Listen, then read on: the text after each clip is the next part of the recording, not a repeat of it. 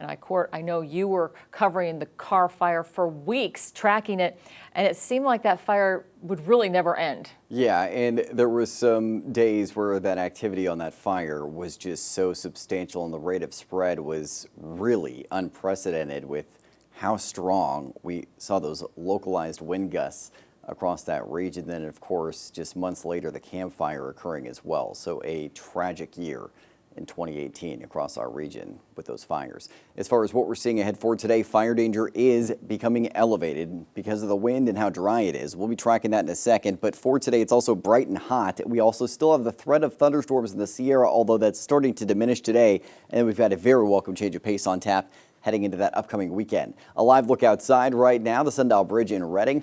Not too shabby if you're looking to get that stroll in right now, but it's not cool by any stretch either, so it's not a day where you need that extra layer if you're heading out for that fresh air this morning. We do have some thin cloud cover overhead. That's going to thin out very early today. We still have the heat advisory in effect for the valley and lower foothills through 11 p.m. tonight because of those temperatures that are going to be climbing up to around the century mark in the lower foothills, well above the century mark across the valley.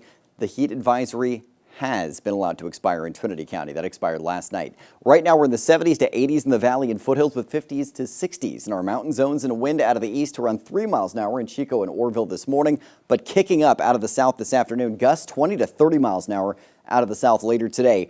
With how dry it's going to be today with humidity down into the teens and those gusts up to around 30 miles an hour, that's going to be a big concern for fire danger. Not quite as strong for the winds tomorrow, but still very breezy. And then locally, stronger winds in Tama County tomorrow evening. And then it's another day with south winds gusting up to 25 miles an hour with gusts Friday night up to 35 miles an hour. So again, those winds over the next couple of days are going to be a big concern for fire danger across our region. Humidity not recovering well overnight. 37% for Chico, 52% for Redding, less than 50% for the rest of the valley right now. So it's a dry start to your morning despite the cloud cover that I'm tracking for you overhead. And those clouds are fairly thin. And that activity we had tracking across the Sierra yesterday has dwindled down overnight. We still have low pressure that's giving us that chance for a little active weather today, but high pressure to the east and west driving the heat, and then a cooler system tracking into our north, leaving us with a very decent dip in temperatures this weekend. That threat of thunderstorms east of the Sierra Crest today, and you can see we're clearing out early to midday, sunshine by noon, sunny for the afternoon. Most of that activity is east of the Nevada border later today, and then it's just going to be sunshine after that from tomorrow through this weekend. High temperatures today will end up in the triple digits in Trinity County, ending up in the 90s for the most part in the Sierra and Southern Cascades. Foothills in the 90s to lower triple digits. And if you're in the valley today, 110 degrees for Redding, 109 for Red Bluff, 107 degrees for Chico and Orrville, and 111 for Willows. But those temperatures finally trending down later this week, down to the upper 90s in Chico Friday, lower 90s Saturday.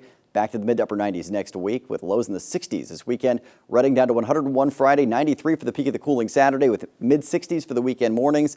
And then mid to upper 90s returning next week. So Kelly, very welcome changes arriving in your extended forecast.